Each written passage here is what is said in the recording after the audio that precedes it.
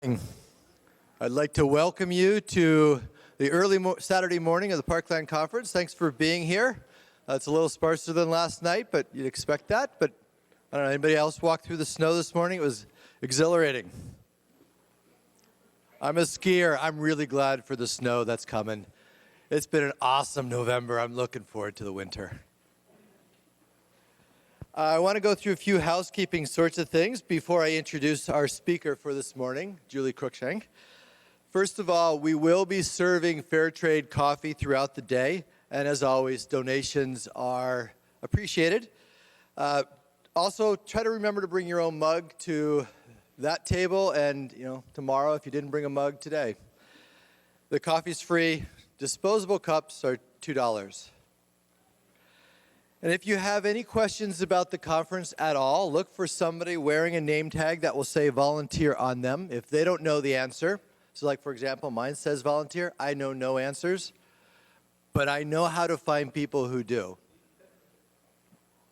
We'd also like to remind you that the Parkland relies quite heavily on donations from individuals and from organizations. So, the organizations that you belong to, if you think that their mission aligns with the Parkland, get them to be supporting organizational members. Become an organizational member yourself. And in your information package, there is a pledge form. So you could pledge. Monthly donations are very helpful and help smooth out our cash flow. So it's not the wild and crazy ups and downs. And people like Ricardo and Shannon aren't wondering where their morning coffee is going to come from. We can, all donors are automatically members, by the way. So if you're here, you're a member. If you're a donor, you're a member. And if you're a member, you're a member. And all of it's appreciated. And the fact that you're here is also appreciated because developing good social justice networks in Edmonton and in this province is a challenge. And you're part of doing that very good work. Last of all, I'd like to take a few moments to thank some of our sponsors. And these include the Alberta Federation of Labor, Athabasca University, Bullfrog Power, the Canadian Union of Public Employees, the Confederation of Alberta Faculty Associations, Civil Service Union Local 52, the Health Sciences Association of Alberta. All right, when I talked about organizational members, that's what kind of spirit I'm talking about. Wouldn't you like to have a whole bunch of people doing that for your organization too? Okay, so in line with what they just did, the next organization's name might be sort of interesting. It's called Listen Louder Sound. United Nurses of Alberta.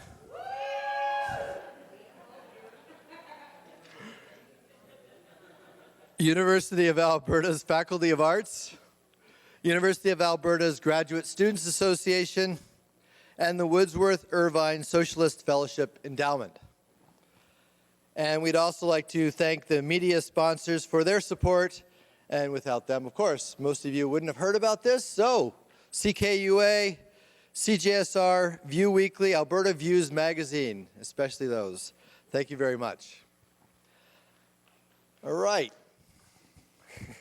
Go ahead and clap for the media, some of the media. My name, by the way, is Randy Haluza DeLay. I'm an environmental sociologist over at the King's University College and on the board of directors of the Parkland Institute. And it's my pleasure to welcome this morning's speaker, Julie Cruikshank. She is an accidental anthropologist, she told me, and an accidental university professor. She did her work. She was working in the Yukon with Aboriginal peoples and then went back to university and ended up, getting degrees along the way and becoming a university professor. And so the stuff she is going to talk about today comes from that work over many years in the Yukon. And even though she's a professor emeritus now at the University of British Columbia, she's still quite active in the Yukon and working on things, she said, that are relevant to the people there rather than to anthropologists everywhere. So with that, and she's going to talk more about her work, so I won't fill any of it in. By the way, I do want to mention I find one of her books amazingly insightful. And one of the reasons for that is to recognize that evidence comes in many forms and comes through many different knowledge systems. So one of her books is called Do Glaciers Listen?, which to me challenges some of our Western and Enlightenment notions about how the world works and what kind of things in our world are legitimate actors and have agency or the ability to cooperate with us. So with that, I'm going to introduce Julie Cruikshank. Thank you very much.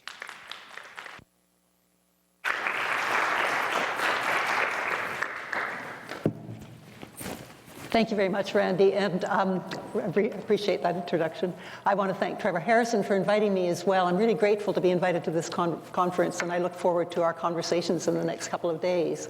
And I'd especially like to thank Alana Boutwell for all the work she did smoothing the passage for those of us who came from elsewhere to make our travel here so successful. When Trevor invited me to speak here, he suggested that I talk about on the topic of traditional knowledge, other forms of truth. So I've chosen this title today, Listening for Different Stories, Indigenous Knowledge and Its Transformations, and I hope that that fulfills what he was expecting. Indigenous, as we know, is a term that's long been associated with the local. And it's often cast in contrast with the global. Cultural historian James Clifford says that there's a tendency for us sometimes to think of the local as connected with the past and the global with the future.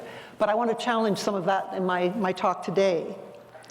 Next slide, please. Thanks, Brett. In this presentation, I've drawn on conversations about local knowledge practices in northern Canada, discussions that I've been involved in for some decades now. So I'll begin with a conversation that provides me with some historical context for what I think these current discussions are about Indigenous knowledge. Traditional knowledge is undeniably rooted in place. There's no question about that. And one senior woman, Mrs. Kitty Smith, who you see here, born in 1890, I worked with her for almost 2 decades, recording life stories that she wanted to have passed on. She expressed this notion of locality very specifically one day. She said, "My roots grow in jack pine roots. My roots grow in jack pine roots. I was born here, I branch here." And that struck me as a very profound explanation of place. But then she went on to talk a little bit about the context in which she had first said that. She framed it as part of an encounter in the 1960s with a senior government official who, she said, pulled up his big truck to where she and her grandson were hunting moose. He got out of his truck, walked over, and he said, "You better be sure to take care of your fire, lady." Quick as the whip, she said, "Where's your country? This is my grandpa's country, my grandma's country. I don't make a fire in your country. Where were you born?" "I was born here. I branch here." So making that context, I think, was really interesting. When the visitor left, she said her grandson looked at her and he said, he recognized the truck, and he recognized that the person who'd stopped was the commissioner of the Yukon at the time, late 60s, a man who was really the most powerful government official there. He said, "You're a bad woman, Grandma. That man's a big shot." She said, "Well, that's all right. I'm a big shot. I belong to the Yukon. The government came here. He has all that country now, and he never paid 5 cents for it." So I want to make this contrast between global and local. Mrs. Smith could scarcely have imagined that 25 years later, her granddaughter, Judy Gingell, would be appointed Commissioner of the Yukon Territory, a position formerly occupied by this fire-enforcing interlocutor. Judith was the Yukon's first Aboriginal commissioner, and she held that office from 1995 until 2000. She would agree with her grandmother that place remains central to local knowledge. But like others of her generation, she's my age, she's a veteran of land claim struggles, and she gives her grandmother's local observations global relevance, noting that Indigenous histories increasingly assert global commonalities: invasion, dispossession, resistance, and survival. Themes that very much dominated her grandmother's life and her grandmother's life story. I could have the next slide, please. Indigenous knowledge, then, is not a concept. It was not a concept in wide circulation in the Yukon Territory in the 1960s, not in the Yukon, not anywhere else either, really. But by the 1990s, these terms were circulating internationally, and they continue to undergo transformations with real consequences for Indigenous peoples whose ideas are under discussion. UNESCO has programs in Indigenous knowledge. The International Labour Organization has long been interested in programs in Indigenous knowledge. So these are really global debates now. Historically, we must remember, successive English language terms for traditional knowledge have often revealed more about colonial ambition than about Indigenous worlds. We'll recognize the list. 100 years ago, the term savagery might have been used unselfconsciously. Superstition, then we move on to beliefs, more recently spirituality, now ecological knowledge, and especially now traditional ecological knowledge. Contemporary language may appear progressively enlightened, but in practice it still risks perpetuating what some anthropologists have called the tribal slot, where everything gets dumped in. Its recent manifestation as traditional ecological knowledge, usually referred to by the acronym TEK, or TEK, enters two related debates in northern Canada now. First, its value to field sciences, and I'll speak very briefly about that. And secondly, its role in regulatory science dedicated to policy making, which is more part of our discussion here, I think, and I'll talk about that in more detail.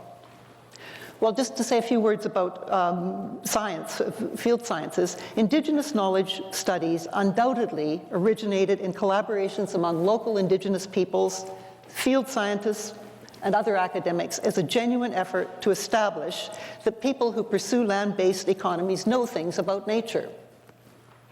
Some scientists are now assigning value to northern hunters and fishers' observations as data in projects aspiring to integrate local conceptions into modernist frameworks. But this has never been straightforward. For instance, field scientists investigating climate change or other environmental changes, I think of glaciologists, wildlife biologists, and others, describe their objective as disentangling natural from anthropogenic factors. And this is important too. What's a natural cycle, and what are we humans causing? Significantly, though, Indigenous peoples are more likely to merge histories of landscape with social histories. Certainly people of Mrs. Smith's generation. And they draw connections among natural history and social history or cultural history. Their approach seems particularly relevant in northwestern Canada, where geophysical and colonial transformations, the global and the local, overlapped in the 18th and 19th centuries. Thanks, Brett. I'll just illustrate with this map. This map, basically, schematically, all you really need to know about this now is that the white indicates ice fields and glaciers. This is, you can see, this is our border with our least known border with our American neighbors, with the United States, Alaska. So we have ice fields surrounded by green, which is now World Heritage Site. And the yellow area around is the inhabited area where people still continue to live. In northwestern Canada and Alaska, geophysical changes associated with late stages of a period some scientists call the Little Ice Age coincided with colonial appetites for furs and other resources. Russia, Spain, Britain, and France were all on this coast, coastal Alaska. See if my little PowerPoint, this works, all along here, by the 1700s. Scientists refer to the Ice Age, Little Ice Age here as being from 1550 to 1850, or 1900, 1550 to 1900. The dates are a bit later than other parts of the circumpolar north, but it's a period of colonial expansion as well as glacial expansion. Now, more relevant than field sciences to our discussions here, I think, is the contributions of local knowledge to regulatory policy. Arguably, government policy in Canada has been a major instrument used against Indigenous peoples throughout our history. Since the time of John A. Macdonald, policy has often been used against First Nations, and we can maybe discuss that later, but I think it's a very important point. So we have to proceed quite critically, I think, when we're talking about contemporary social policy. Bureaucratic efforts to incorporate traditional knowledge into regulatory science and resource management surged in tandem with Indigenous claims to land and to resources and to rights. That's when these terms began to be used. Indigenous claims, in turn, often are framed in response to aggressive oil, gas, and mineral exploration. Now, arguably, even the most isolated Aboriginal communities in northern Canada are now tied to global markets and to international forms of exchange. So in addition to traditional knowledge, many northern hunters are becoming more knowledgeable about neoliberal economic and management strategies than a lot of other Canadians. In northern Canada, their current engagement in modern land claims requires Aboriginal participation in environmental impact assessments of oil, gas, pipeline, and other developments, formalized under the duty to consult, which has just recently been reinforced for the Yukon Territory in the Supreme Court of Canada earlier this year. Community hearings mandated by national policies now smoothly incorporate terms like co-management and tech into official jargon. So not only do First Nations have to bear the brunt of the decisions that are made, they often have to resort to uncharacteristic ways of speaking in order to accommodate consultative frameworks designed by modern bureaucratic states. This integrationist model of knowledge often claims to respect cultural difference, but, and this is a real concern in the Yukon, I know, and also in BC, it apparently requires no corresponding shift in epistemological or moral stances by the certified experts. Now, we all live in this broader context, so we have to remember, we live in times when what constitutes knowledge is increasingly embedded in terms like knowledge transfer, performance indicators, policy outcomes. We all know what this, we've heard these words recently a lot. They're now naturalized within the institutions where most of us work. Funding agencies' preference for knowledge that's deemed to be instrumentally useful is recognizably an aspect of contemporary academic life. This undeniably influences how Indigenous knowledge is often being defined and translated in discrete packages, as some people refer to them as informational inputs. Neoliberal nods to diversity that emerged in the 1980s created space for these kinds of projects, but as efforts to encompass or incorporate such knowledge becomes more contested, the risk remains that local concepts and understandings can be neutralized as part of bureaucratic outreach. So I'm using the term local knowledge to refer to ways of knowing the world, tacit knowledge embodied in life experience, reproduced in everyday behavior and speech.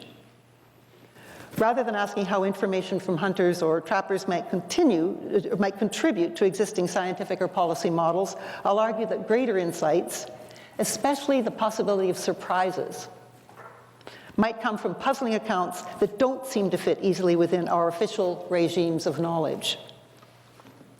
Here's a story from the Yukon that, for me, captures both the fissures and the possibilities that reverberate through these discussions.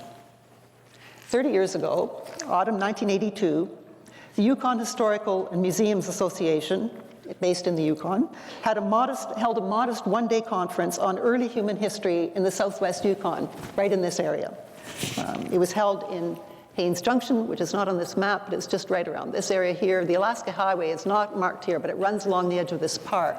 This conference was held in Haines Junction, a small community, rather than the more usual venue, Whitehorse, the capital for the Yukon.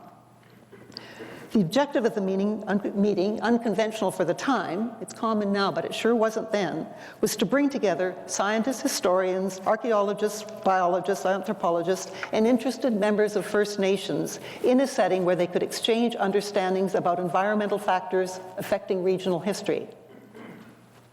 The fact that the meeting was held in Haines Junction was quite surprising, but it was great to see that day.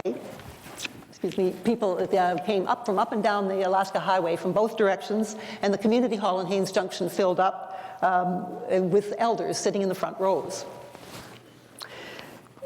Carloads of people arrived, and during the day, people gave engaged presentations to audiences who were very interactive. It was a very interesting meeting in this small room, but probably there were 50 to 100 people there.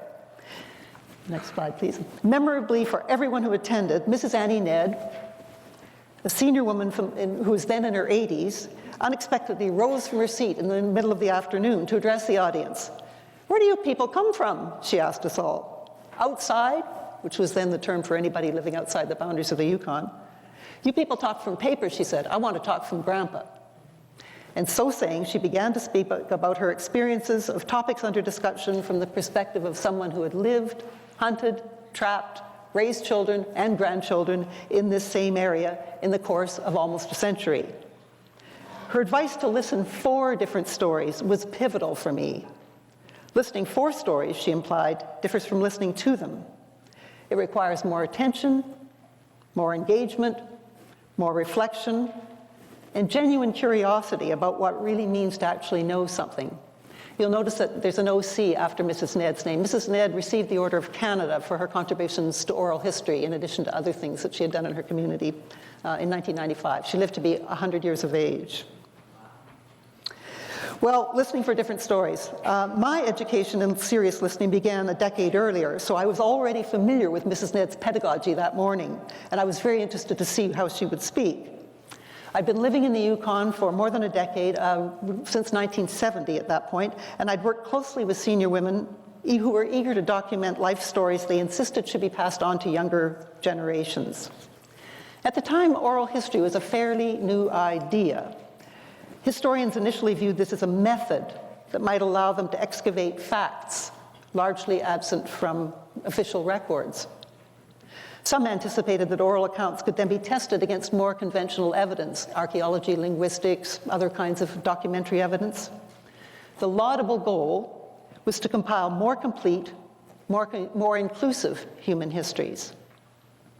Before long, though, historians, anthropologists were challenged about this idea of mixing and stirring, as some people would say, different kinds of evidence.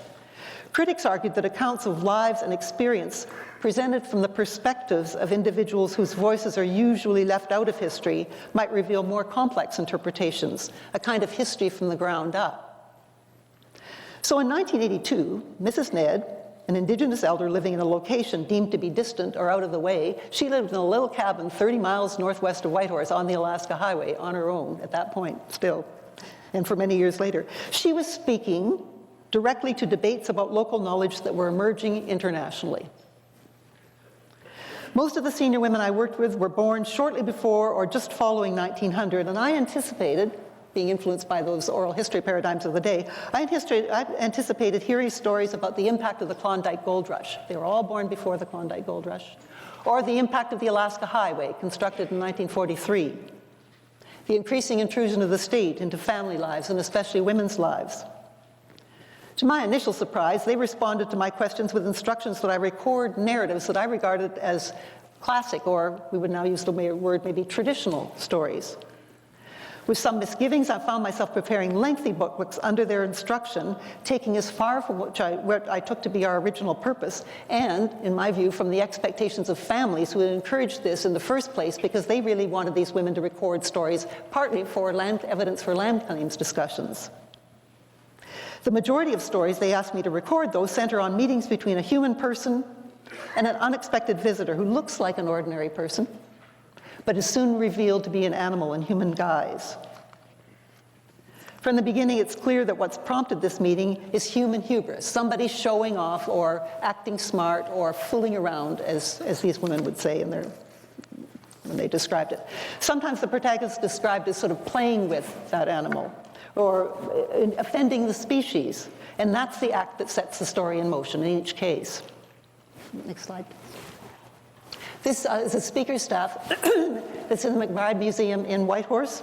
And it's that little medallion in the middle that I'd like you to look at, because I think this really captures the notion of that story. You'll see that there's some people traveling up above, walking, and then there's a very clear line, and then there are people traveling in a boat beneath. The animal person entices the human protagonist away on a journey across an identifiable boundary, sometimes under a log, through a cave, beyond a horizon, to an unfamiliar world often described as white or colorless, a kind of wintry place. And you can even see that in this medallion. They reach a village where everybody looks human, but it soon becomes clear that the hosts who welcome them are actually other than human beings, other than human animals. They're recognizably persons, but they're animals nevertheless. The human visitor struggles to make sense of the host's social habits. They look just like humans to him or to her. For example, a protagonist, usually very hungry by now after this journey, asks her something to eat, but the hosts are shocked by the request. In one story, for instance, a boy who's taken away by salmon asks for fish eggs because for him they're food. But for fish people, it is unconscionably rude to think of this as food. But when the hosts begin to offer food, When the hosts begin to offer them their food, it's equally embarrassing. It's something the visitor knows is taboo to eat back home. So everything is confusing. Everything's strange, confusion abounds. He or she has entered a world that is turned upside down or inside out. Everything has to be rethought. Gradually, the visitor becomes accustomed to these new surroundings and practices, the great risk being that acculturation will take place and transfer him or her into a member of the host species, unable to return home. The rest of the story traces complications of return. If successful, the traveler brings back specialized knowledge, crucial for humans who depend on that species for sustenance. Now, the key thing I learned from this, one thing, is that these stories never identify what we now call nature as a separate category. Rather, knowing the world is largely a matter of overcoming the boundary between oneself and the world. Stories mobilize a complex set of humans and non-humans entangled in relationships characterized by transformation. These beings can exchange places, and mutual independence, foundational relationships among human and non-human beings. It gradually became clear to me that what these women were saying to me as we proceeded with these life histories is, when you know enough to ask the right questions, when you've learned enough to recognize what you don't already know, then perhaps we can come back to your questions. Maybe, we'll see.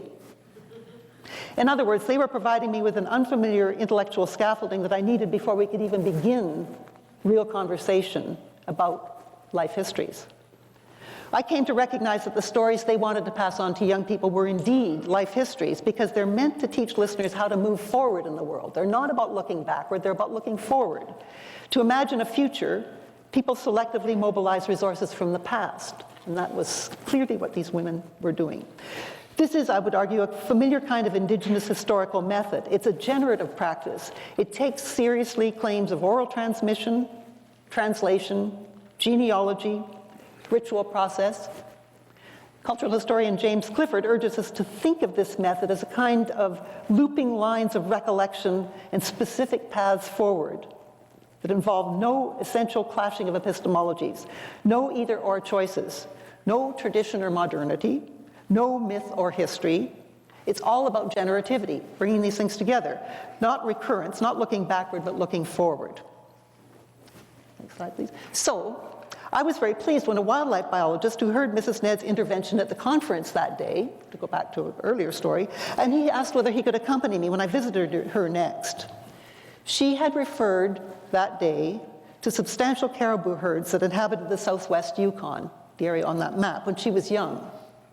Scientists studying caribou at the time knew that two subspecies of caribou, Stoney and Osborne, formerly inhabited this region, and they were puzzled about the disappearance in the late 19th century. The biologist had specific, thoughtful questions for Mrs. Ned, and she was equally pleased to him. She was always very interested to know what scientists were up to. In response to his queries, and in a manner that I recognized by then, she volunteered a narrative about one of the last times caribou were seen in the region. Reportedly, she said, caribou enticed a man who was gifted with shamanic powers to follow them. He just simply disappeared. Sometime later, his kinsmen saw what appeared to be a single caribou on the lake. But when they heard the animal singing the shaman's song, they understood that he'd been transformed, and they recognized their obligations.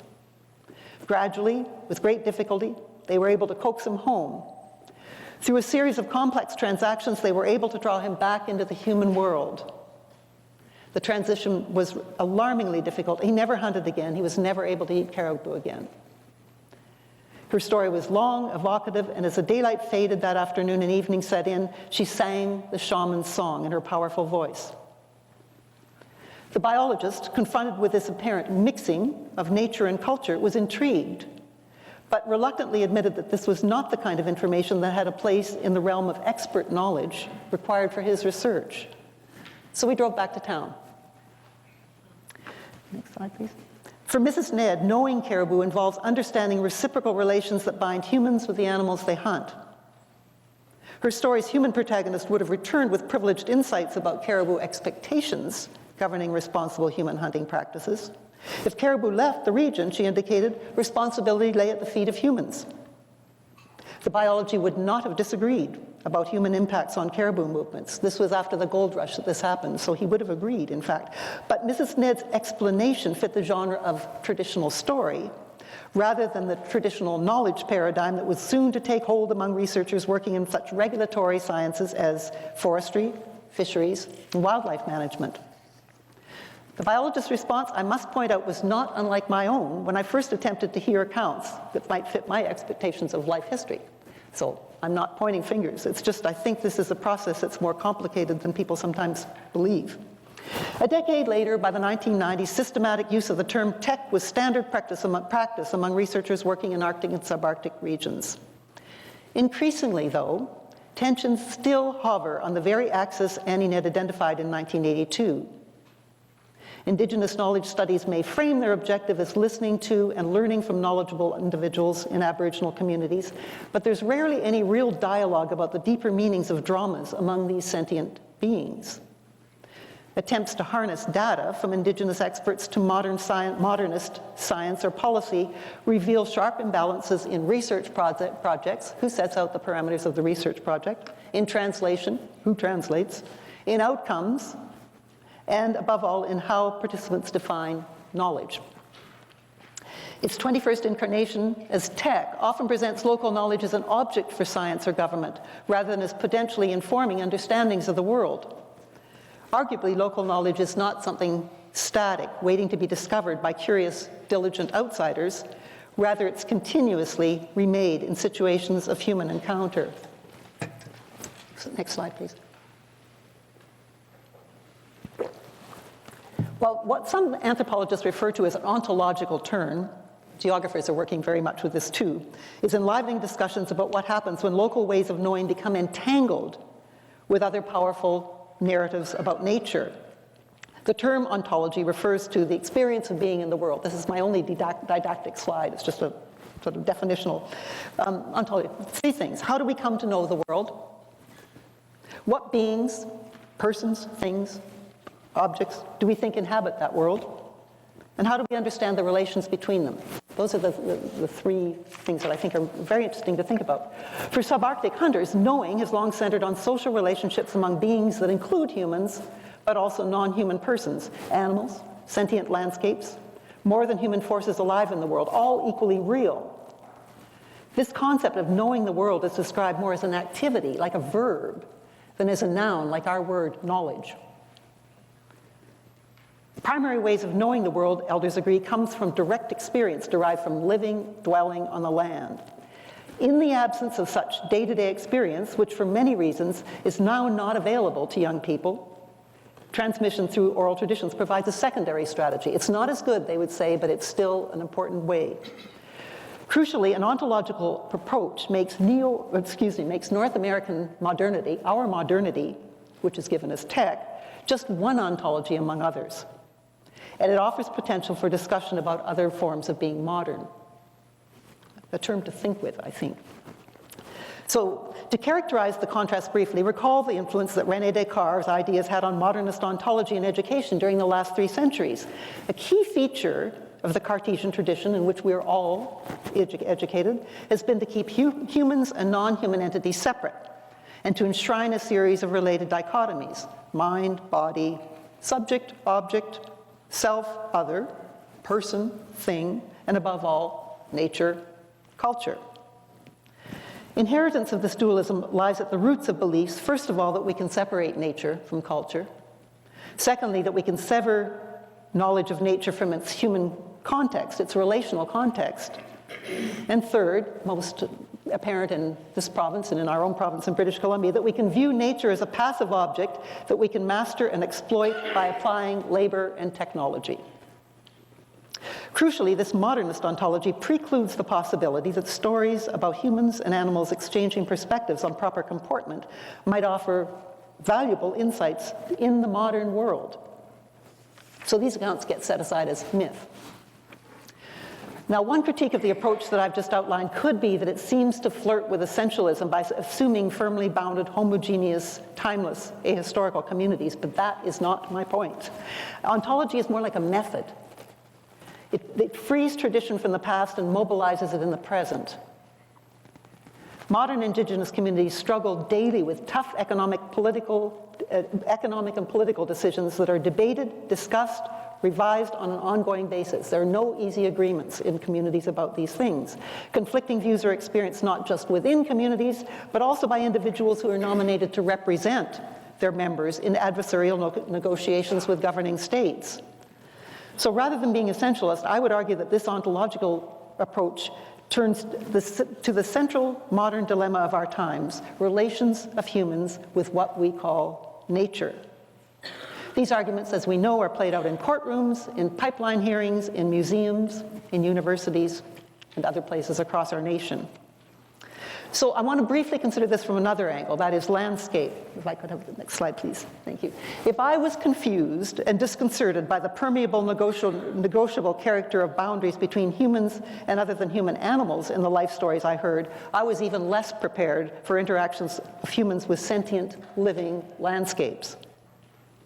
In the 1970s, the women I knew insisted on including glacier narratives in their life histories. This is the Kashkaval Glacier in the Yukon, some of you may recognize.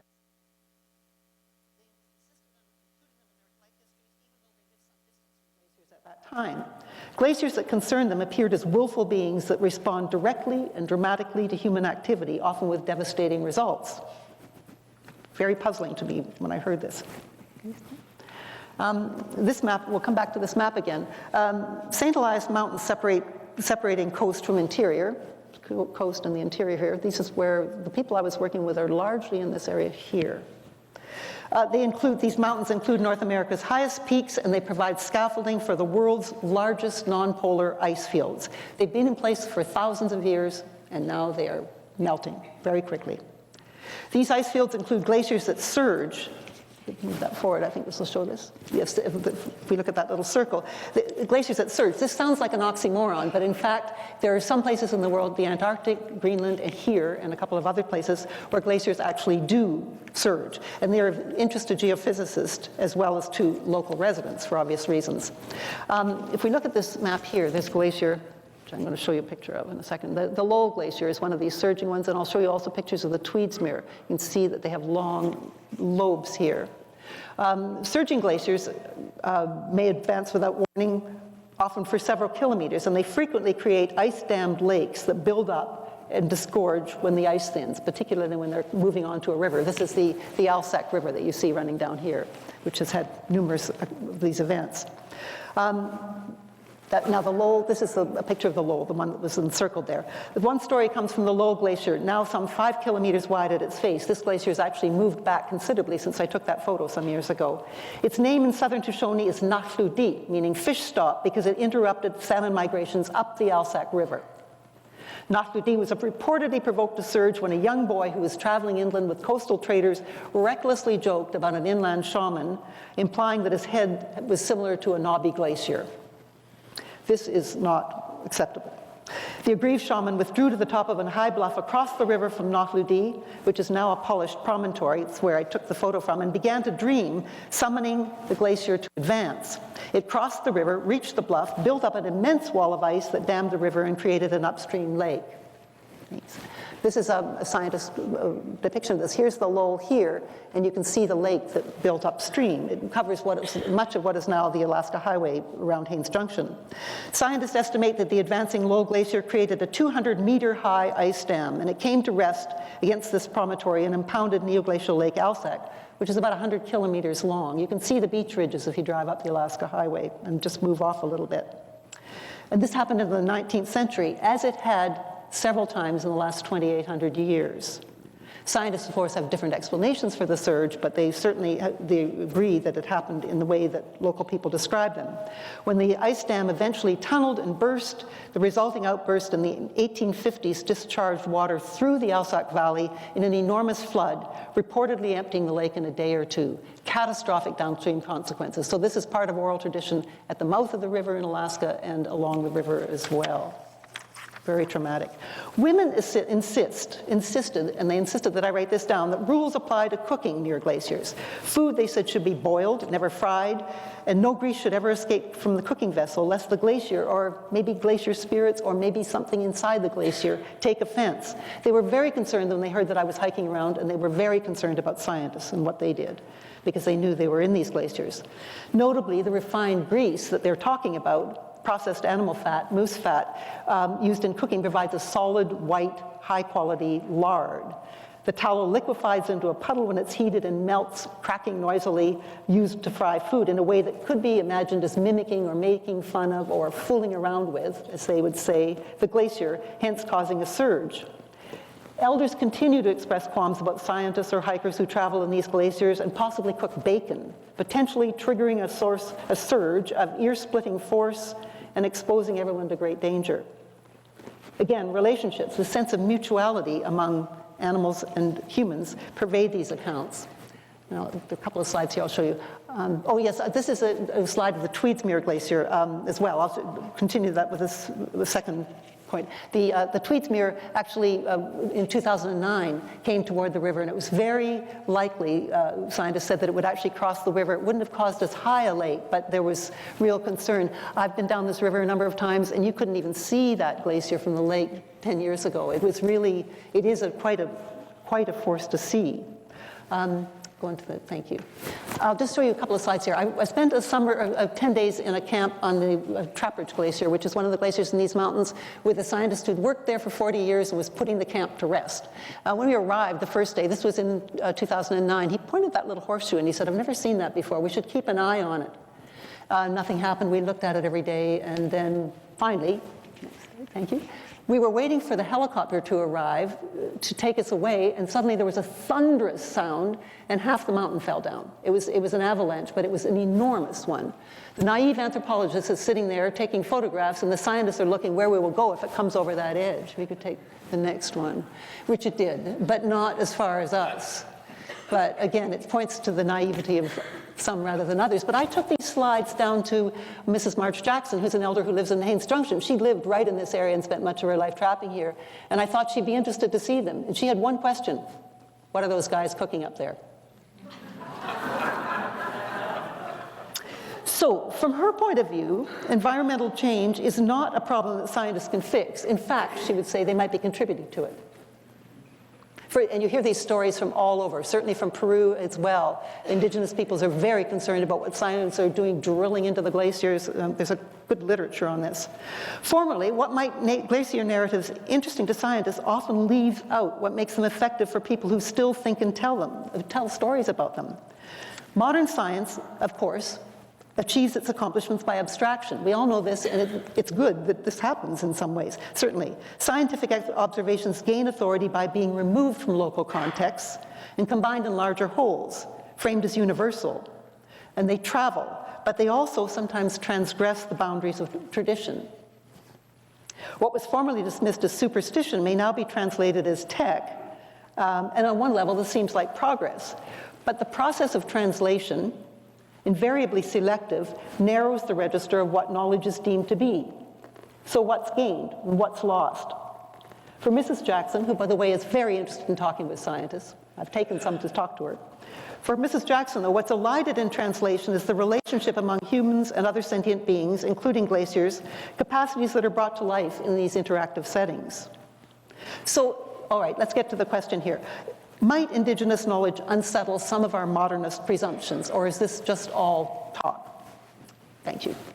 For any of you who are really interested in pursuing this, there's a Brazilian anthropologist named Eduardo Viveiros de Castro who approaches this from different direction. I've got this references here, but I can pass them on for anybody who's interested. He works primarily in Brazil and in the Amazon, but Indigenous knowledge, he argues, could provide crucial insights for our world given the cracks that are developing within the modernist project as we know it. He maintains that even though much of the world now speaks and acts as though everybody sees nature and culture as straightforward binary categories, with nature providing the sort of universal background, platform, inhabited by multi-distinct cultures, one nature, many cultures, this is in no way universal, he says. He points to what he calls Amerindian Perspectivism, his term to describe an indigenous theory that he argues is widespread and ancient in both North and South America. His research is based in the Amazon. I was interested in it because I'd heard about him, but what caught my attention is that he draws on accounts from northern Canada and Alaska, going so far as to state that these ideas may be even more fully developed in northern Canada and Alaska than in South America. According to this theory, and I'm summarizing him very briefly now, the world is inhabited by a range of beings, according to Amerindian Perspectivism, a range of beings, living beings that can't easily be sorted into categories like nature and culture. Throughout the Americas, indigenous peoples all identify an original state in which humans and animals were able to communicate freely and shared a condition of humanity. Not animality as in our evolutionary narrative, but humanity. Everybody was once human, and then things changed. Quite different from evolution. Because they were once human, animals continue to retain human traits, and we can see this if we pay attention. And I can't tell you how many times older women I was camping with would tell me to pay attention in this way, to see what I could see that maybe I couldn't see. In this ontology, everybody understands that humans and animals and sometimes features of landscape all perceive the world from distinct points of view. Do not confuse this with relativism, Eduardo Rivera Castro insists. That's a proposal that culturally distinct groups interpret the same events differently because of diverse cultural traditions. No, he says this is more fundamental. It presupposes that all beings see the world in the same way. What changes is the world they see, and indeed they see different things from their different vantage points, as in those stories about the food taboos and what people may recognize as food or others. Animals see themselves as humans, living in their own homes, eating human food, immersed in human kinship relations. But they also see humans as animals, either predators or prey, the kinds of reversals in the stories Yukon elders tell. One key example comes from the Yukon, and it's one I heard 3 decades ago from a man some of you may know, named Roger MacDonnell, who I believe taught at this university at one time. He was a PhD student then in Ross River doing his dissertation research. And he told me the story, but I'll cite what he wrote later. One man, he said, invited me to consider a beaver we'd been watching. What we were able to see was an animal swimming about, cleaning off its fur, eating bark and twigs, and as he pointed out, we would appear just as different and strange to the beaver as it did to us. My companion urged me to imagine myself over with a beaver, to reduce the strangeness of all the material and sensible differences that separated us. The inference was that it was my vantage point that was the problem. Were I able to shift this, then what had seemed strange and remote would become intimate and familiar. The inedible wood would become food to eat, and so on. Kaska people, he said, believe it's not only possible, but necessary to make this shift. At one time, Eduardo Rivera de Castro says that everybody was able to make this shift. However, ideas introduced into European philosophy began to simplify our chaotic world by creating nature, culture, mind, body, animal, human, arts, science, which we have in our universities. As part of colonial outreach, these categories were transported across the globe where they began to have enormous impact on the way people think. And in his view, he says, this has impoverished modern thought and left a legacy in which nature came to be seen as a distinct category separate from ourselves, and also providing the universal platform for all life. And science has been given the role of discovering the laws by which this nature performs. Amerindian ontologies, he says, shuffle the deck. Instead of viewing nature as a kind of universal background, they make the relationships central. Nature, culture, animal, human can't be so easily sliced apart. This ontology identifies what we might call shared spirit. The closest translation in English is probably something like culture, as a foundational principle that binds all beings together, a capacity to connect with other beings, sometimes even on their own terms. From this framework, animals, humans, features of landscape like glaciers all have points of view and can choose to act or react to other beings in the world. However, if these beings in the world are connected by overarching spirit, they're also divided by nature. They're very different bodily forms and behaviors: what they eat, how they move, how they communicate, what they see, what they fail to see. Vigilant humans can identify these distinctions. So he gets right to the question, is there something here that can be learned that our modern beliefs make it very, very difficult for us to understand? The overused term multiculturalism, he suggests, easily turns other people's ontologies into beliefs. Instead, he said, First Nations of the America have a long, rich tradition of multinaturalism, whereby differing kinds of nature, humans, including us, animals, rivers, trees, glaciers, and more, are all immersed in relationships of exchange. To me, this sounds a lot like climate science. His challenge is that if we're really interested in Indigenous knowledge, why not think about multinaturalism as a concept, whereby differing kinds of nature can be seen as interacting? Just to see where it would take us, he said. Just think of it as a way to think things through differently. His goal, he insists, is to decolonize social sciences from what he calls imperialist universality, the idea that nature and culture are always unvarying categories. So I'll just finish up now. In South America, it's interesting, and some of you will know more about this than I do, I'm sure. These arguments about multinaturalism are advancing as nature is shifting from being a resource to becoming a highly contested topic at the same time that ecological crises are reopening debates. I'm not suggesting this is simple. These are very, very contested issues. But in Peru, Ecuador, and Bolivia, indigenous popular movements are thrusting non-human actors, sentient beings that include mountains, water, soil, into public political arenas. Remarkably, Ecuador's constitution in 2008 gives specific rights to nature, which are now under assault because of various things that have happened in the last few months. In 2011, Bolivia announced its intention to pass the world's first laws granting nature, Pachamama, equal rights with humans. In Paris, one more, this is my final slide. Yeah, in Paris, Bruno Latour, whose name many of you will know, recently reported enthusiastically on a public debate entitled The Anthropology of Nature, between two anthropologists, Philippe Descola, who's, I think he's the professor of the anthropology of nature in Paris, and our friend Viveros de Castro, who I was talking about. Latour approvingly described Viveros' concept, multinaturalism, as what he called a time bomb, because it demonstrates so clearly that naturalism, our naturalism, is just one of many ways humans understand relations among entities. Comparisons of naturalism with perspectivism suggest how unstable and problematic polarities like nature and culture may be made to appear, especially as we enter an era of climate instability when persons, things, and ideas will probably be forced into recombinations and unexpected rearrangements. The search for a common world is immensely more complicated now that so many radically different ways of inhabiting the earth are being attempted. Questions about Indigenous knowledge, alive in the world, can make us think more critically about our own modern taken-for-granted assumptions. It is indeed challenging to think relationally in a neoliberal world where environmental and social uncertainties are now conventionally measured with reference to monetary value in markets. But still, we might do well to listen for and think about different stories, as Andy Ned suggested all those years ago. Thank you very much.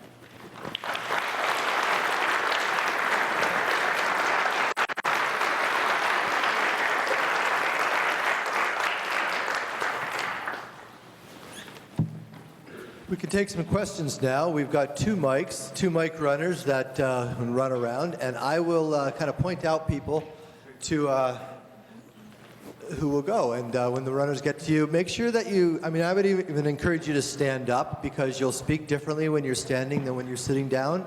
Seriously. I would also encourage you to make your questions kind of pointed and relatively short. No, not relatively. Make them short so we can get lots of people to ask questions and we can hear from our speaker more. Thank you. Hi. Oh, hello. My name is Aaron. Oh, sorry. Go ahead. I find that the ontological underpinnings of Western society tend to be teleological, specifically Christian-based, with this kind of idea of a celestial dictatorship, and it kind of removes ourselves from nature. So how do we reconnect with nature without insulting people's concepts that they've been indoctrinated with? That's a really interesting question. I know someone who's just written a PhD thesis on this very topic, by the way, and I can maybe point you to her later. I think it's difficult, and in fact, I've talked with her quite a bit about this. It's a woman named Candace Collison, whom you may know, who's worked. She did her dissertation looking at evangelical Christians, at Arctic indigenous peoples, and at Boston-based social business groups, looking at how they each looked at climate change. And her sense is that, to her surprise, she found that a lot of the evangelical Christian groups actually had while there is that very much top-down idea, the area that they were working with is this notion of caring for the world. And she found herself quite surprised by this. It was a very different response than the ones that she got in the Arctic from indigenous folks who were working on right at the Arctic level. But her argument was that there are ways, and it was that notion of somehow finding common ground. I don't think it's easy, because I do think that, as we heard last night from Christopher Hedges, I think that there is a lot of very fundamentalist Christian approach, which sometimes that vision is very difficult to cross to the whole notion that the world is really changing in this way.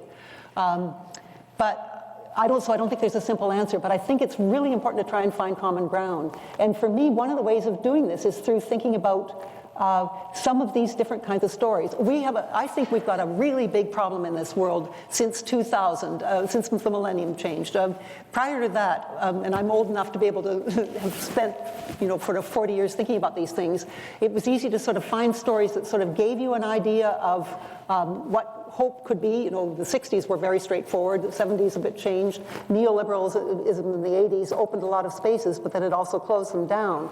Since 2000, I think it's been harder to find big stories that we can actually expect everybody to believe in or follow.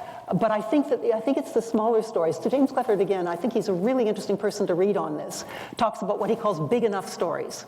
And for me, the stories that Mrs. Ned and Mrs. Smith and so on tell are big enough stories. They show that these aren't just little, entirely local ideas, that they're broader. They're globally, there's a global indigenous community, there are global indigenous communities now talking about these things. And I think that we should maybe try to be learning some of these things from these broader discussions. I don't think that answers your question directly, but it's as close as I can get. Thank you for asking. Thank you for a very interesting presentation. I was interested, earlier in your presentation, you mentioned Yukon Supreme Court decision and mandatory to consult.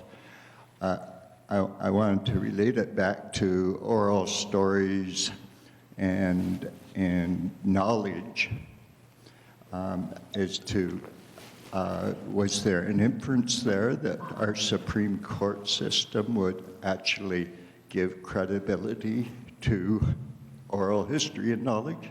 This is a really good question. As you know, the Delgamuukw case some years ago, there was a land claims case which went to the Supreme Court, and it was argued that at least in courts, attention had to be paid to oral tradition. There's a person named Bruce Miller at University of British Columbia who's written an excellent book on this called Oral History in the Courts that I would highly recommend you take a look at if you're interested in that. He's followed a number of the cases that have since that time, since 1987. But this Supreme Court decision is a really interesting one. It's different. Until very recently, staking, well, first of all, I should say that in the Yukon, it was Yukon First Nations, particularly the First Nation of Ross River, the very Kaska Nation that Roger McDonnell was speaking of, who went to the Supreme Court with this. There has been staking. Yukon has this wildly boom-bust economy, and staking has been able to take place in the areas where there isn't a land claim. In 1994-95, there was a land claim settled in the Yukon with Yukon First Nations and two First Nations, actually three, Ross River, Dene, Liard, and White River. Three groups decided not to participate in that particular land claim settlement. So they argued in court that because they didn't have a land claim settlement and they still had Aboriginal title, staking for mines, which is rampant in the Yukon right now, it's another boom, was taking place on their lands. They went to the Supreme Court of the Yukon. There was one judgment made there, and then it went to the Supreme Court of Canada, and it was in early 2013 when they said, yes, there is a duty to consult, and I'll come back to the details of that question, but in other words, people can't just go in and stake. There has to be consultation with the First Nations before this happens, and furthermore, they said, this has implications for people who've already signed a land claim. So elsewhere in the Yukon, and possibly in British Columbia. And I know people in British Columbia, Aboriginal people, have looked at this really closely. Now, what this means, I don't know what this means for oral tradition. I know in the courts are now specifically, in courts that are land claims cases, there are specific ways in which oral tradition does enter as evidence. I'm not sure how this one works, but I would say it's interesting because it's entirely driven by the First Nations, the appeal to the Supreme Court. And so they see this as a big success. I think at this point, it's so interesting whether negotiation or court works better. This is the debate people face all the time, Indigenous people, when they're trying to figure out whether they should negotiate with government or have court decisions that lay things down. But in either case, the prominence of those First Nations is got to be recognized in a way that it wasn't before, and at least they can prevent staking going on until there has been proper consultation with their communities. I hope that gets to the question. But I recommend Bruce Miller's book on the whole question of oral tradition very much. I can project. She says she doesn't need a mic. She's going to project to everybody. Okay. Julie, I wish to commend you for your sharing. I wish to commend you for your sharing with us this morning, Thank you very much. because you made in my mind little rivulets just like the glaciers behind you. My question to you, because it's so important, would you please restate for me what has happened in the legislatures of Central and South America to protect nature as it has a right? I was shocked by that, and I couldn't absorb and write at the same time. Thank you very much. Okay, I'm sure that there are people in this room who could answer better than I do. I know this at secondhand from people who are working there, and actually you can follow this on Google if you want to. If you just write in the word Pachamama, which is the word for Mother Nature, I'll spell it. Thank you. I have to write it before I can spell it. P-A-C-H-A-M-A-M-A. Again, please. P-A-C-H-A-M-A-M-A. And then write Bolivia or write Ecuador. I think what's happened in both Ecuador and Bolivia is that there have been strong, indigenous movements have become very, very strong in establishing policy. I could give you names of other people who've written about this. Marisol de la Cadena has done a great deal of work on this, but she's argued that they're pushing people, indigenous people are able to push these things, mountain soil and so on, into public debates. And these were decisions that were made in the Supreme, either in the legislature or the Supreme Court. I don't know the details of them at all. I do know that in Ecuador, there was a decision not to have oil extracted in a particular area where the president said, we will keep this area without extracting oil if the world will send us compensation. And the world did not send compensation, and so he's overturned it. This has just happened. But the fact is, I think in those countries, these things that I'm talking about here, which seem maybe unusual, are not unusual at all. And if you follow that debate on Google, you'll find a great deal. I just checked the other day, the websites change almost every day. And I would suggest talking to, if there are people at this university, and I'm sure there are, who are working in those countries, anthropologists particularly would be able to fill you in greater detail than I can. I'm a slow learner. Pachamama. Uh-huh. Thank you. If I can add in something in there, I just did a book on how the world's religions are responding to climate change, and it tries to address world religions all across the world. So, Muslims in Indonesia and Christians in the United States and indigenous African religions and things like that. And there is an incredible amount of foment going on, incredible amount of people from very many different traditions who are trying to rethink their traditions, especially in dialogue and sometimes in contestation with Western science as being the only narrative about how we know the world. So these are tremendous debates to engage and try to discuss. Yes, thank you. This might be a little obtuse because you probably actually answered it. It's coming out of this last comment. But that is, how does traditional Indigenous knowledge acquire new knowledge? We see very old people. Yep. We wonder about post-colonial, pre-colonial, all this kind of. How do they keep adding to their base of knowledge? That's an extraordinarily good question. Thank you. And I think that, again, I'd have to go back to my experience working with these women in the 1970s and 80s who were trying to teach me how to record life story.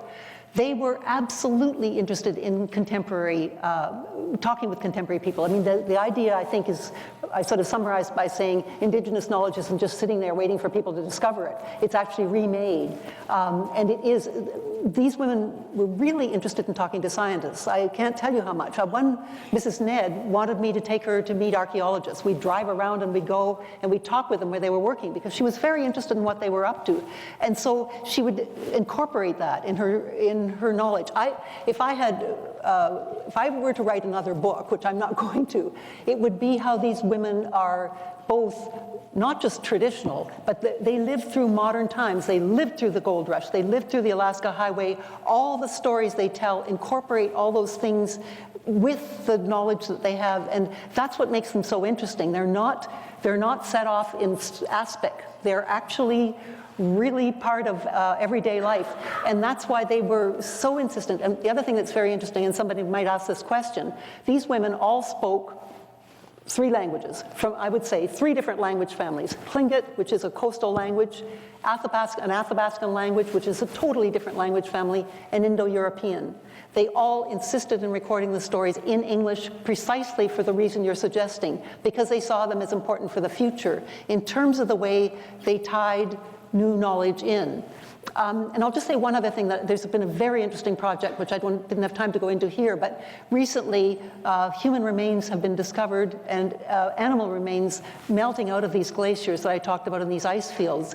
And in those situations, archaeologists and First Nations have worked together, and while I think there have been some little lumps and bumps, it's probably some of the most successful collaboration I've seen anywhere in terms of working together, and everybody takes on that knowledge. I mean, it's interesting how those archaeologists, I think many of them who live in the Yukon, so they're there all the time, they're not just coming up from southern universities, are learning, but so local people are combining these things. So definitely I don't want to suggest that, in fact I hope I didn't suggest that this is in any way static. It's not, and it's fascinating for that reason. Thanks. Yes, Julie, I noticed in your talk you didn't refer much, if at all, to spirituality. But my understanding is spirituality is really integral to Indigenous knowledge and cosmology. And could you just maybe say a few things about the importance of spirituality in the Indigenous traditions and how it differs from, I would say, most people who are raised in the Christian tradition of spirituality as being otherworldly and transcendent, and really have nothing to do with your day-to-day world? How these two differ? Sure. I was just curious there. Thank you. It's, you know, frankly, that's one reason I avoid that word, because it's so, in our language, in English, it is so overwhelmed by our notions of science and religion that you immediately get, when you hear that word, you have a particular understanding of it. These women would talk about spirit, I mean, again, in the translation, there are words in all the Indigenous languages for what we might call spirituality, but it is all about these connections, the connections between humans and animals, and the fact that you just pay attention and you'll see and you'll learn. I can't tell you the number of discussions people had about how animals don't seem to be paying attention they don't seem to be paying attention or talking with people the way they used to. Older people would say. They used to. I remember when they did, and now they don't in quite the same way, and I don't understand what's going on, whether the world is changing or what it is. But it's about relationships. I think the word relationship actually probably does sum it up better than our language. I'd have to say, too, in Athabascan languages, which these women speak, they're incredibly complex verbs. There's a singular, a dual, a plural, the different stem for upriver, from downriver, from going across the river. Nouns are not so important. Our language is a language of nouns, and their language is very much more verb-driven. And I think that again, that it's probably, I'm not a linguist, although I've worked with linguists and I've worked with one of the languages quite closely, but I think that it's, in those languages, it's different from our word spirituality. But I hope that relationship works for you in that way. That would be my sense. Thank you. We've got about 5 more minutes for questions, so we'll take 2 here, and then others, if you want to raise your hand.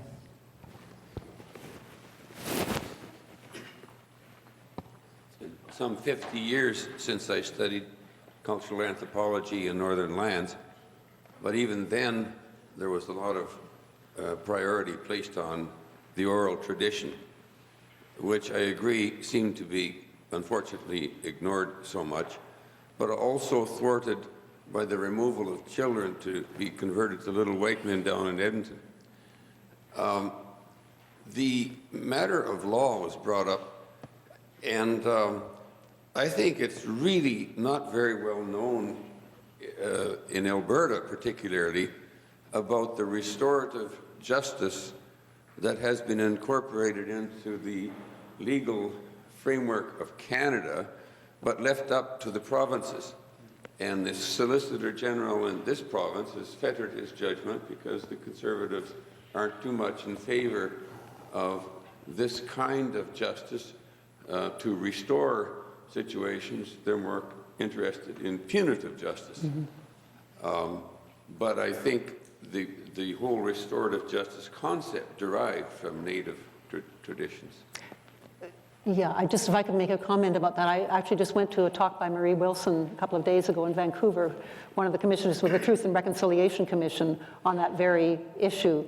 And her whole point, one of her major points, was that this is something that all of Canada has to understand. It's something we all are, it's part of all of us. It's not just about Aboriginal people who were removed in these situations. We all have to understand that that's part of our history. Yeah. You're right. We have problems in British Columbia with that, as you'll know from, yeah. Thanks very much. Here is just a short question. I am just feeling so humiliated and yet liberated by your inspirational talk this morning.